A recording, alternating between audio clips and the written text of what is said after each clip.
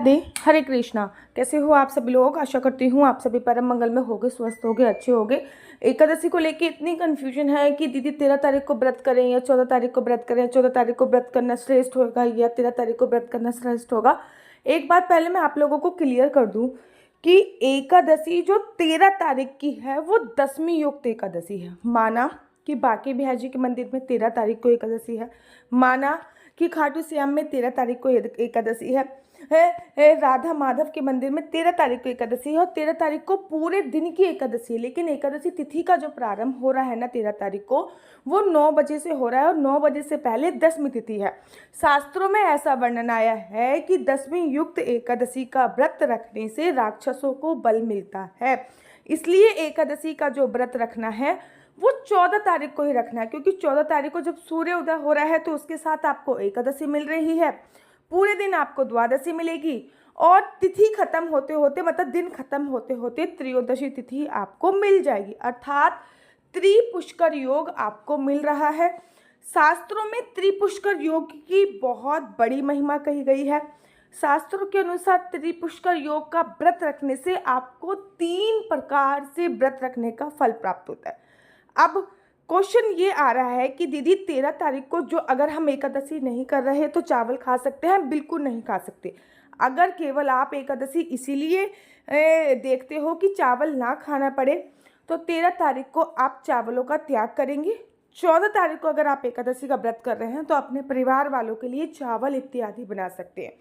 13 तारीख को आप रोटी खा सकते हैं, सब्जी खा सकते हैं और 10वीं युक्त नियम जो है वो 13 तारीख को फॉलो कर सकते हैं। लेकिन हाँ, कोशिश कीजिए चावल और चावल से बनी कोई भी चीज़ ना खाएं। कोशिश कीजिए कि लहसुन, प्याज, मांस, मदिरा का सेवन नहीं करें। कोशिश करें कि मसूर की दाल, मूली, गाजर का सेवन नहीं करें। माना कि पूरे दिन की, देखो आज एकादशी है, चाहे हम लोग व्रत रखें चाहे ना रखें, लेकिन एकादशी तो है ना आज। अगर चावल खाने के लिए अगर आप एकादशी देखते हैं तो कोई भी संदेह नहीं है कि आज ही एकादशी है। लेकिन अगर आप एकादशी का व्रत रखते हैं तो सूर्य उदय के साथ जो एकादशी उदित होती है, आपको जो व्रत रखा जाता है वो उसका रखा जाता है, और सूर्य उदय के साथ जो एकादशी तिथि उदित हो रही है वो उदित हो रही है नेक्स्ट डे अर्थात 14 तारीख की। इस बात का आपको ध्यान देना है। अब बड़े सारे लोगों में ये भी कन्फ्यूजन है कि दीदी हम क्या दोनों दिन का व्रत रख सकते हैं? 13 तारीख और 14 तारीख दोनों दिन का व्रत रख सकते हैं? तो जी हाँ, आप 13 तारीख का भी व्रत रख सकते हैं और आप 14 तारीख का भी व्रत रख सकते हैं। इस व्रत में जब आप संकल्प लेंगे ना, तो आप ये संकल्प लेंगे कि मैं 48 घंटे का व्रत रख रहा हूँ। 48 घंटे का मतलब जानते हो? 48 घंटे का व्रत रख रहा हूँ। ये व्रत मैं 13 तारीख से शुरू करके 15 तारीख तक रखूँगा और ये व्रत मैं 48 घंटे का, ये नहीं कि आप 13 तारीख का संकल्प अलग ले रहे हैं, 14 तारीख का संकल्प अलग ले रहे हैं, ऐसा नहीं होता है। जब भी 48 घंटे का व्रत रखा जाता है तो 48 घंटे का संकल्प लिया जाता है, बार बार संकल्प नहीं लिया जाता। ये बात याद रखिए। अब बड़े सारे लोगों के शरीर में इतना सामर्थ्य नहीं है कि वो 2 दिन का व्रत रख सकें, तो उनके लिए सर्वोत्तम होगा 14 तारीख का व्रत रखना। मैं पर्सनली दोनों दिन का व्रत प्रेफर करूंगी। अगर दोनों दिन का नहीं रख सकते तो दोनों में से सबसे बेस्ट कौन सा है? सबसे बेस्ट है 14 तारीख का व्रत रखना। लेकिन चावल इत्यादि का सेवन आप 13 तारीख को भी मत कीजिए। 13 तारीख को शाम के वक्त खाना मत खाइए। 13 तारीख को मसूर की दाल इत्यादि का सेवन मत कीजिए, ठीक है ना। लहसुन, प्याज मत खाइए। एटलीस्ट इतने नियम तो आपको फॉलो करने ही करने हैं। इस्कॉन टेम्पल में, गौड़ीय संप्रदाय में, निम्नक संप्रदाय में 14 तारीख का व्रत रखा जा रहा है, जबकि श्रीधाम, वृंदावन, बांके बिहारी जी के मंदिर में, खाटू श्याम में, राधा माधव के मंदिर में 13 तारीख का व्रत रखा जा रहा है। व्रत दोनों दिन ही पड़ रहे हैं, 13 तारीख का भी और 14 तारीख का। इस बात का आपको विशेष तौर पे ध्यान देना होता है। जो लोग 13 तारीख को व्रत रखेंगे वो 14 तारीख को व्रत का पालन करेंगे।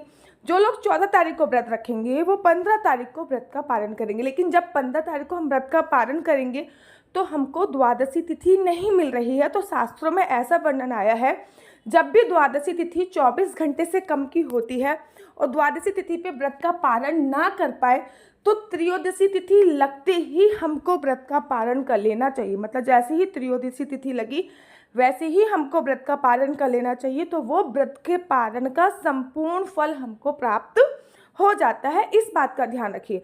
पारण से संबंधित वीडियो मैं जल्दी लेके आऊँगी। पापम कुसा एकादशी एक बड़ी एकादशी है।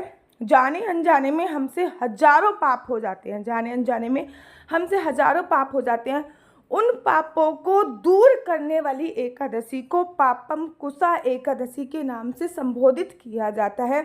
जैसे कि मैं भी वीडियो बना रही हूँ, फॉर एग्जाम्पल मेरे को कभी ना कभी तो गुस्सा आता होगा। जैसे भी कि मैं कुंडली देख लेके नंबर डालती हूँ और उसमें हजारों लोगों का क्वेश्चन आंसर पूछने के लिए फ़ोन आ जाता है, तो डेफिनेटली बात है मेरे को गुस्सा आ जाता है। तो ये गुस्सा करना भी एक पाप की श्रेणी में ही आता है, झूठ बोलना भी एक पाप की श्रेणी में ही आता है। जाने अनजाने में अभी मैं वीडियो बोल रही हूँ और वॉइस ओवर दे रही हूँ, जब मैं बोल रही हूँ तो ना जाने कितने सूक्ष्म जीव मेरे मुख से जा रहे हैं। तो जाने अनजाने में जो हमसे पाप हो जाता है उसका निवारण पापम कुसा एकादशी करती है।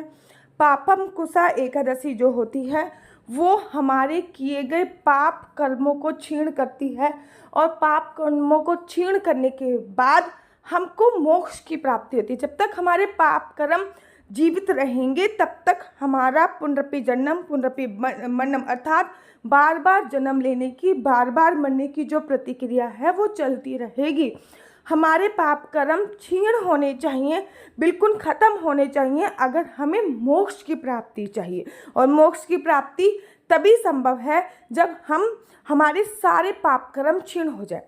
हर एकादशी पे भगवान का अपना एक प्रिय भोग होता है, इसलिए ये जो पापम कुसा एकादशी है इस पे भगवान को चिरौंजी, जो कि एक ड्राई फ्रूट्स में आती है, चिरौंजी का भोग लगाया जाता है। ठीक है ना, चिरौंजी का भोग लगाइए, आज भी लगा सकते हैं, कल भी लगाइए, चाहे आप व्रत रखिए चाहे मत रखिए, बट चिरौंजी का भोग भगवान को जरूर लगाइए।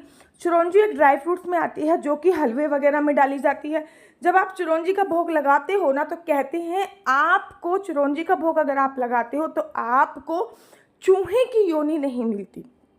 चूहे की योनि से जो मुक्ति दिलाती है वो चिरौंजी ही दिलाती है। भगवान को चिरौंजी का भोग आपको समर्पित करना है।